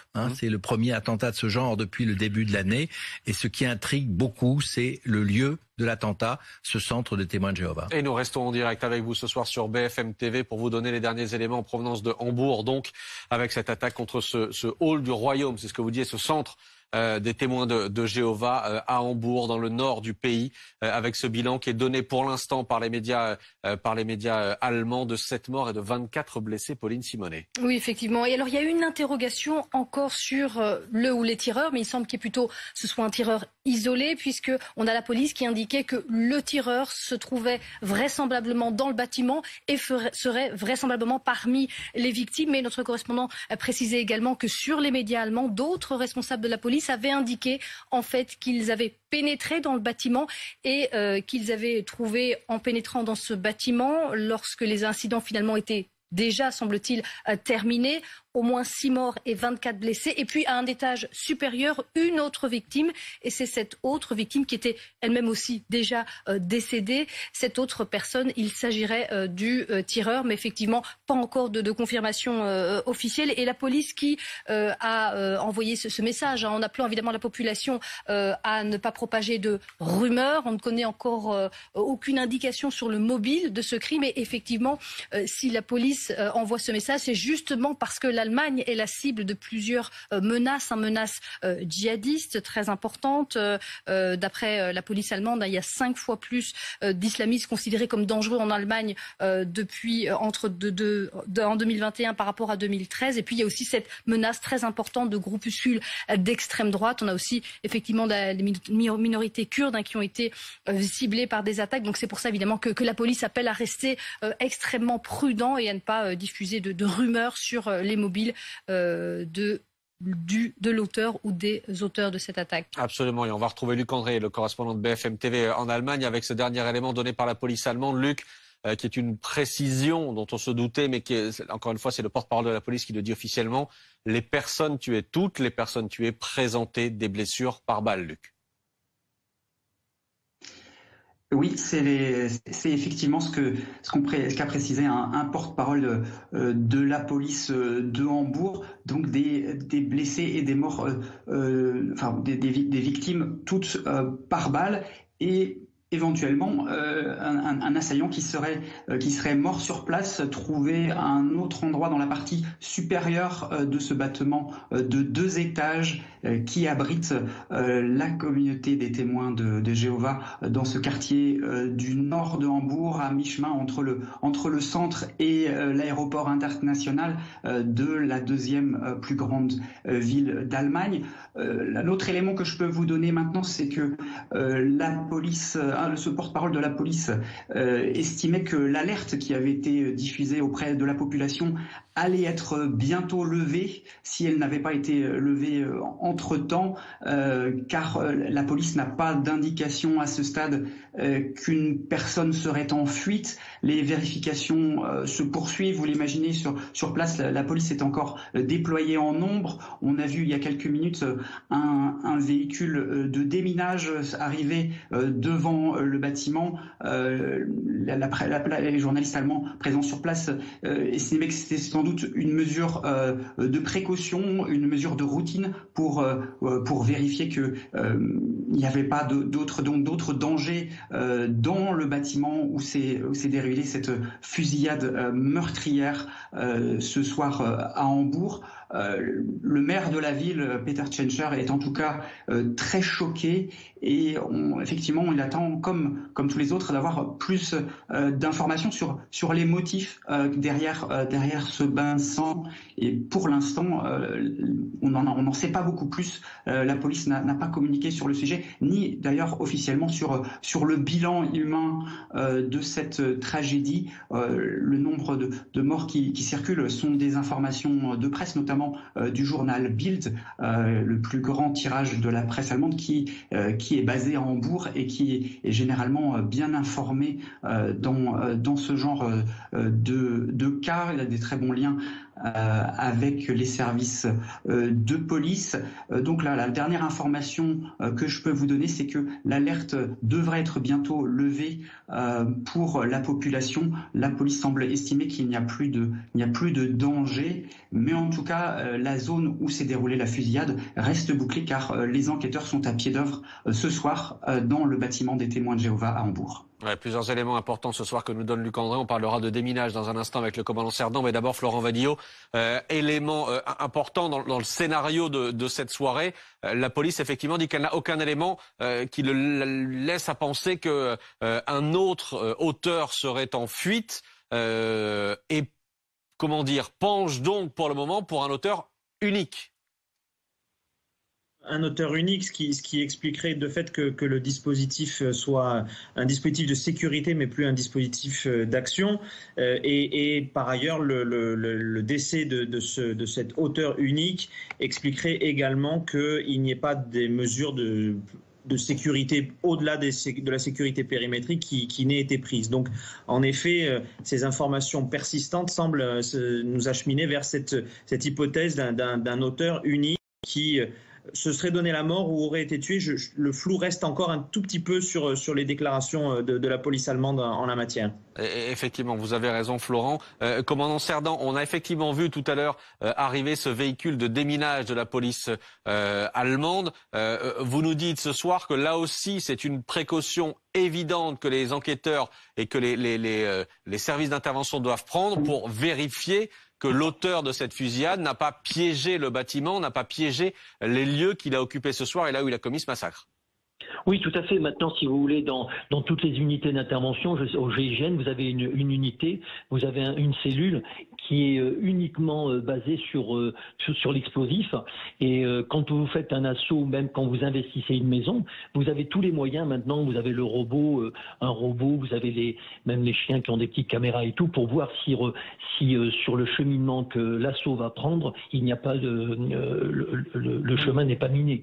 Et ça, c'est tant qu'on n'a pas fouillé minutieusement le bâtiment, l'explosif, c'est ce qu'il y a de plus mortel. Et aujourd'hui, si vous voulez, l'avantage par rapport il y a 40 ans, eh bien, on prend non seulement on fait attention aux dommages collatéraux, c'est-à-dire sur les citoyens, mais les membres des forces de l'ordre ont les moyens maintenant techniques de pouvoir intervenir et de pouvoir travailler dans de bonnes conditions et en sécurité. Et cette tuerie, je pense que cette tuerie va relancer les dispositions prises par le ministère de l'Intérieur, c'est-à-dire que les unités interviennent en moins de 20 minutes. Là, si j'ai bien compris, les unités de police sont arrivées très rapidement.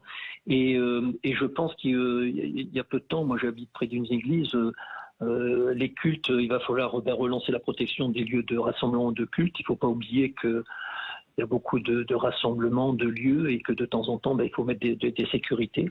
Et surtout, je pense qu'il ne faut pas baisser les bras parce que, comme vous le dites si bien, le danger est partout.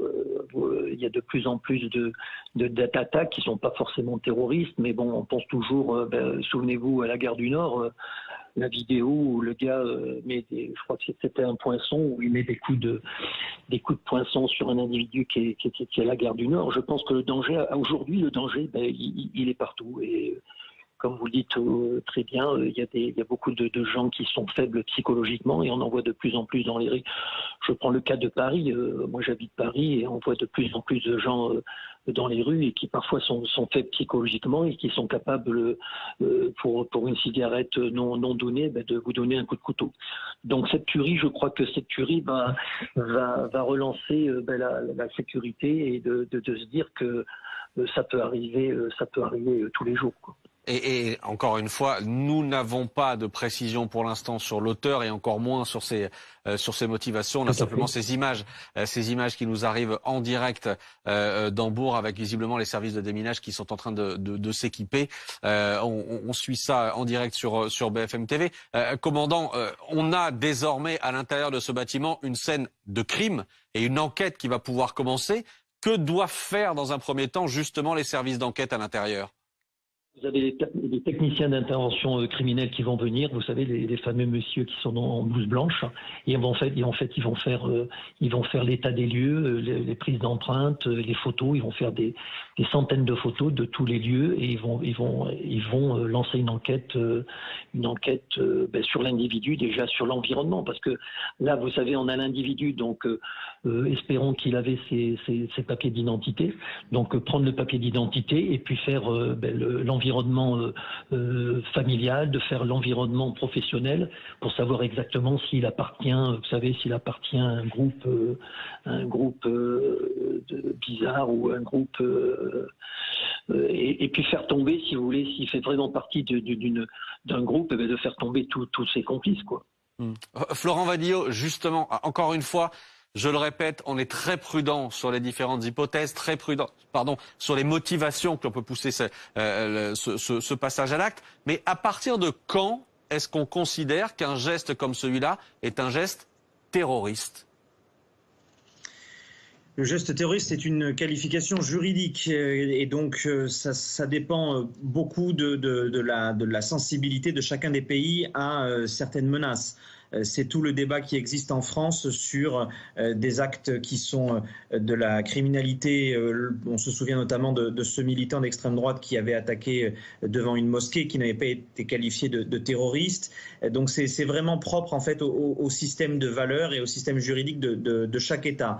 Ce qui est certain, c'est que dans le cadre allemand, concernant les témoins de Jéhovah, les motivations de l'auteur permettront de faire basculer l'enquête d'une enquête judiciaire à une enquête antiterroriste. Si l'auteur était membre de la communauté des témoins de Jéhovah, je pense que la qualification terroriste sera écartée. S'il est extérieur à la communauté des témoins de Jéhovah et qu'il a des motivations qui étaient liées à la liberté de culte, à la liberté religieuse, à la liberté d'opinion ou au contexte géopolitique, à ce moment-là, il y a de très fortes chances pour que l'enquête soit saisie par les juridictions antiterroristes, en tout cas sur l'organisation allemande. Ce qui est certain, si vous voulez, c'est que les lieux de culte des témoins de Jéhovah n'accueillent pas d'une manière générale le public en soirée. C'est lors des réunions des congrégations. Donc il semblerait en tout cas que la communauté était spécifiquement visée puisque l'individu savait qu'il trouverait une réunion de la congrégation ce soir-là. Donc dans tous les cas, la motivation est liée à la communauté des témoins de Jéhovah. On verra si elle provient de l'extérieur ou de l'intérieur et cela sera déterminant pour la qualification terroriste. Commandant Cerdan, peut-être vous pouvez nous expliquer un peu, je ne sais pas si vous avez les mêmes images que nous en direct sur BFM TV. On a donc ces hommes visiblement des services de déminage allemands, cet homme des services de déminage allemands qui est en train de s'équiper très lourdement. Je ne sais pas si vous avez la même image. Qu'est-ce qui est en train de se passer ? En fait, c'est l'équipement. Quand j'ai fait mon stage NEDEX, en fait, c'est l'équipement. Cet équipement le met déjà pour quand vous avez une lettre qui est piégée. Donc vous mettez cette armure, vous mettez un casque, et là la personne va se déplacer, mais elle aura une caméra, elle peut avoir une perche, elle peut avoir un petit robot, parce que dans ce camion, si vous voyez, il y a tous les éléments pour pouvoir intervenir, et bien souvent ils ont un petit robot, un petit char qui est mis sur chenille, et sur ce char, eh bien, vous avez une caméra. Et donc là, c'est exactement l'équipement que vous mettez pour lorsque vous allez près d'un IED. D'ailleurs, vous avez vu, c'est marqué sur son camion IED. IED, c'est un engin explosif. Tout à fait. IED, c'est l'engin explosif que vous savez, vous avez sur les territoires en guerre où on vous met des pièges, on piège bien souvent, malheureusement, nos militaires sont blessés sur des IED, c'est-à-dire ils roulent sur un explosif et on a eu beaucoup de morts et de blessés avec ce genre d'engin. Et là, il met l'équipement pour pouvoir aller dans la maison. Ça montre quand même qu'il se méfie si l'individu n'a pas piégé à l'intérieur de la maison. Oui. Enfin, de l'immeuble, parce que je pense que c'est dans un immeuble, non, qu'il y avait ce Oui, c'est un immeuble, absolument, c'est un immeuble. Oui, tout à fait. Et puis en fait, vous avez vu, ils mettent les bâches pour cacher un peu tout leur matériel, parce qu'ils ont du matériel sophistiqué. Et puis tant que je pense que ça va encore durer quelques heures, parce que je pense que le bâtiment va être passé au peigne fin pour être certain que lorsque on rentrera dans ce bâtiment, ils n'auront plus de surprise, quoi. Parce que vous savez, l'explose, ça peut se mettre dans une ampoule, ça peut se mettre dans une radio, ça peut se mettre. Vous savez que la pile d'une montre est suffisante, l'énergie d'une pile de montre est suffisante pour déclencher une explosion. Donc toutes les précautions sont prises. Pauline. Le fait que ce soit passé dans une église des témoins de Jéhovah, est-ce que ça rend l'enquête un peu plus particulière? Ben oui, madame, je pense que dès qu'on appartient à un mouvement ou à un culte, eh bien, on peut se poser la question, comme vous le disiez à la télévision, de gens qui sont contre ce genre de culte. Donc, je pense que ça va relancer. D'ailleurs, il s'est suicidé, mais je pense que ça va relancer la sécurisation de tous les lieux de culte, que ce soit. Moi, je vois dans mon quartier de temps en temps, oui, vous avez des patrouilles qui passent et il y a les militaires qui sécurisent le culte du dimanche matin. Alors vous parliez de suicide, effectivement, c'est une des hypothèses, vu ce qui a été donné comme élément, notamment par le porte-parole de la police locale, qui était de dire que les policiers qui sont intervenus rapidement n'ont pas eu à tirer, parce que quand ils sont arrivés, ils ont entendu un dernier coup de feu, c'est ce que nous disait tout à l'heure notre correspondant en Allemagne, Luc André, et qu'ils ont retrouvé au deuxième étage de ce bâtiment une personne qui pourrait être l'auteur de cette fusillade. On va redonner, Ulysse Gosset, le bilan qui est en tout cas donné ce soir par la presse allemande, notamment par Bild, bilan qui est de 7 morts et de 24 blessés. On affiche plusieurs morts parce que pour l'instant à l'écran, plusieurs morts, c'est ce que nous dit l'agence France Presse qui ne reprend pas encore le bilan qui est donné par Bild, mais par exemple l'agence Reuters donne également, en citant Bild, ce bilan terrible de 7 morts donc et 24 blessés à l'intérieur de ce lieu de culte des témoins de Jéhovah, Ulysse. Oui, c'est un bilan extrêmement lourd. Seule bonne nouvelle, parmi les 24 blessés, il y en aurait seulement, je dirais seulement entre guillemets, 8 qui seraient vraiment très gravement atteints. Les autres souffriraient de blessures légères. Mais oui, effectivement, c'est un attentat évidemment dramatique. On se posait la question de savoir s'il s'agissait ou non d'un acte terroriste. En fait, la qualification est juridique. Elle dépend du code pénal allemand.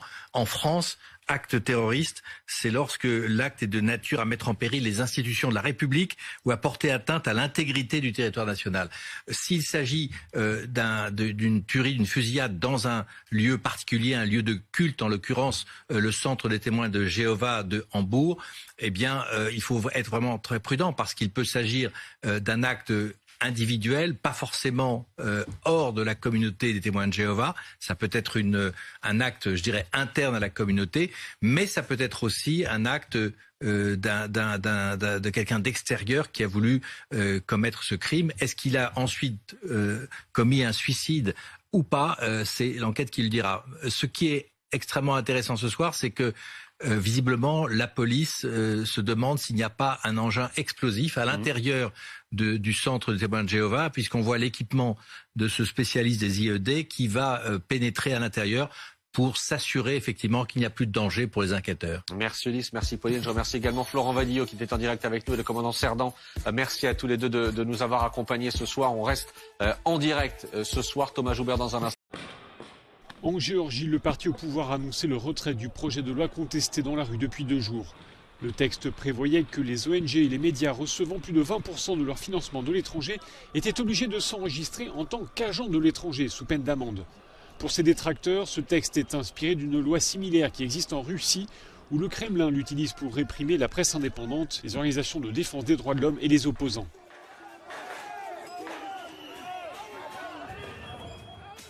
Depuis 2 jours, des manifestations étaient organisées, notamment dans la capitale Tbilissi, des manifestations durement réprimées.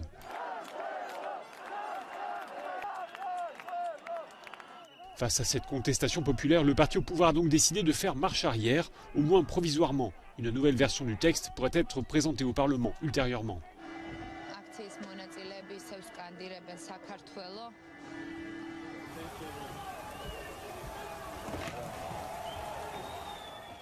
La Géorgie est confrontée à des tensions politiques liées notamment aux aspirations divergentes.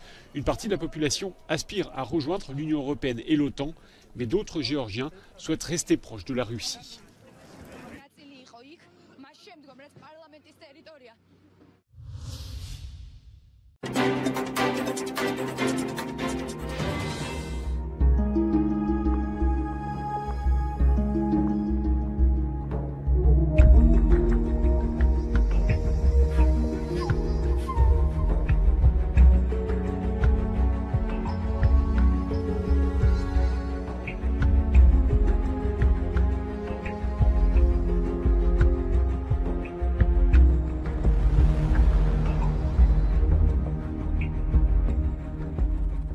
we have a motion on the floor to give full amount of the CDC money back, except no further funds. It's been seconded by Commissioner McDaniel. It's been confirmed by me that I support that strongly as well. I think the other two commissioners. So I have a motion and a second. All in favor? Aye. Aye. Opposed? Passes unanimously. The Collier County, Florida Board of Commissioners voted unanimously this week to return a $1.2 million grant to the National Institutes for Health after concerned citizens spoke out in opposition of the money. The grant funds a 3-year so-called public health and education program for Immokalee, Florida public workers that, of course, centers around COVID-19 protocols like masking, social distancing, PCR testing, and you got it, vaccines. All those things that don't work. According to Kingston, many Collier County residents were also shocked to learn that the FDA was well aware of these adverse reactions as early as October 2020, when the federal regulator held a meeting with Pfizer and other industry stakeholders to discuss this list, you see, of possible effects and injuries. They were also surprised to learn that the industry knew the jabs did not only not prevent transmission or infection as early as September 2021, but caused COVID-19 itself. On page 25 of the Pfizer FDA biologics license application, myocarditis and pericarditis are listed as important identified risks. Now, equipped with all of this data and facts, Kingston and others made the case before the Collier County officials that the jabs are indeed pathogenic bioweapons that the federal government and Pfizer and other companies knew would cause death and harm to citizens. And so the Collier County Board of Commissioners sided with Karen Kingston and the concerned citizens of their county and unanimously voted to send those federal funds back, and with that move established a precedent, a possible blueprint for other local counties and localities to fight back against the United States of Pfizer. You know, and one of the things I was able to state at the meeting was that, you know, an experimental biological agent that does not prevent infection, does not protect against disease. And I was able to go through the FDA documents, Pfizer's documents, to show that this research was not legitimate. It was fraudulent, it was deceptive, and it was unlawful and criminal in nature. Therefore, this biological agent is, in fact, a bioweapon under 18 U.S.C. 175.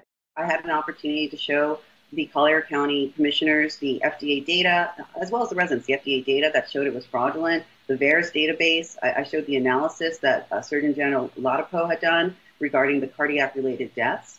And when you take a look at the data that was submitted to the FDA by Pfizer, or the October 22nd, 2020 meeting where they list out those 24 clinical outcomes that are harmful, you know, myocarditis, pericarditis, Guillain-Barré, paralysis, strokes, narcolepsy, and death, that's in violation of all the safety regulations here in the United States under the Food and Drug Protection Act. So that means that these are not unintended consequences. These are not side effects. These are intended consequences. It's all criminal in nature.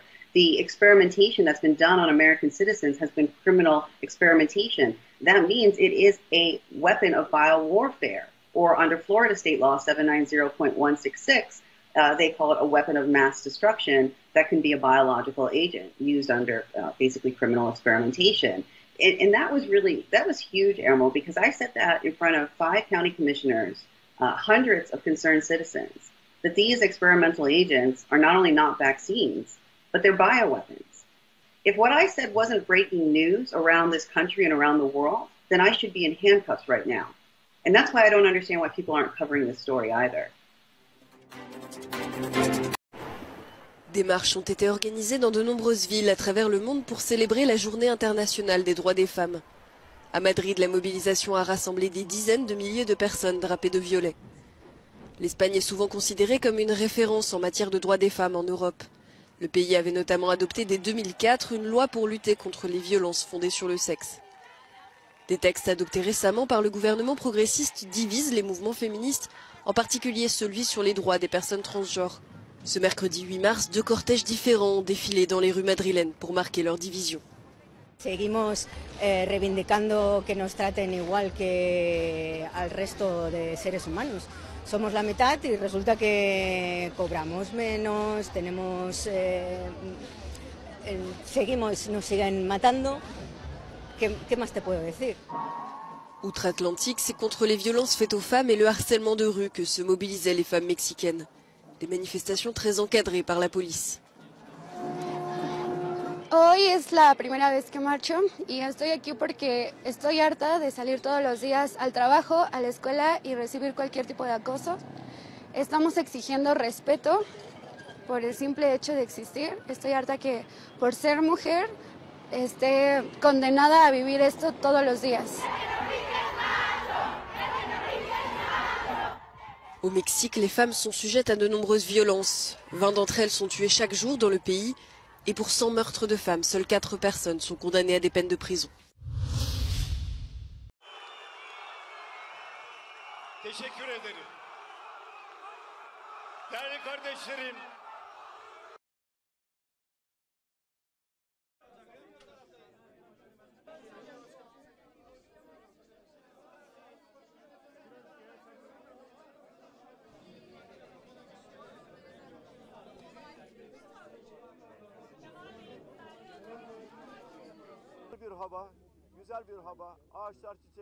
Muhalefetin belli başlı bütün oyuncuları bir seçim ittifakı içerisinde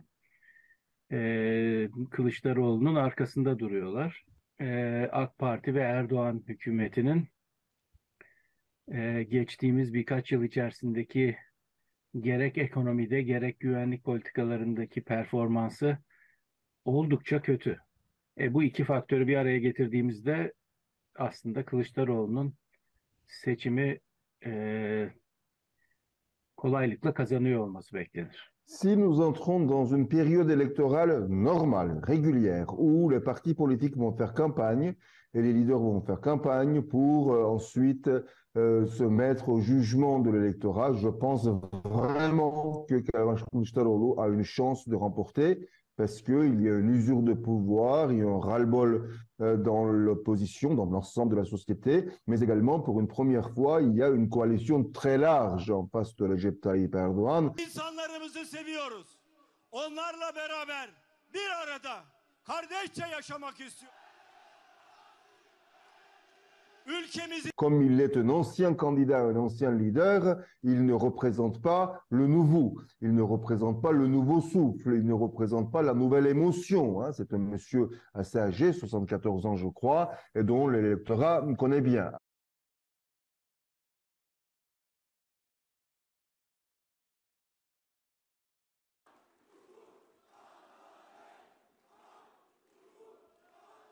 Tek konumuz var. 4 employés de la banque Gazprom Suisse ont comparu devant un tribunal de Zurich en Suisse. Ils sont soupçonnés d'avoir accepté de gérer les actifs douteux d'un proche de Vladimir Poutine. L'homme en question s'appelle Sergueï Roldugin. Célèbre violoncelliste, il est le parrain de l'une des filles du président russe. Et grâce à ses comptes en Suisse, il pourrait avoir agi comme un homme de paille au profit de Vladimir Poutine. La justice doit donc déterminer ce que les employés de la banque savaient vraiment de l'origine des millions de francs suisses qui ont transité sur ces comptes et s'il y a une origine douteuse, pourquoi ces banquiers n'ont rien dit. Les prévenus nient toute malversation. Antonio Guterres, le secrétaire général de l'ONU, était à Kiev ce mercredi en visite officielle. Il s'agit de son 3e voyage dans le pays depuis le début de la guerre. Il a rencontré le président Zelensky pour discuter de la prolongation de l'accord sur les exportations de céréales et assurer les autorités ukrainiennes du soutien de l'organisation. This is my third visit to Ukraine in less than a year. My third visit to show our full commitment and to help seek solutions. The position of the United Nations, which I have consistently expressed, is crystal clear. Russia's invasion of Ukraine is a violation of UN Charter and international law. The sovereignty, independence, unity and territorial integrity of Ukraine must be upheld within its internationally recognized border. L'accord sur les exportations de céréales ukrainiennes a permis depuis sa signature en juillet 2022 d'atténuer la crise alimentaire mondiale provoquée par la guerre. Ainsi, quelques 20 millions de tonnes de céréales ont été exportées, mais après avoir été reconduit mi-novembre pour l'hiver, le texte expire à nouveau le 18 mars prochain.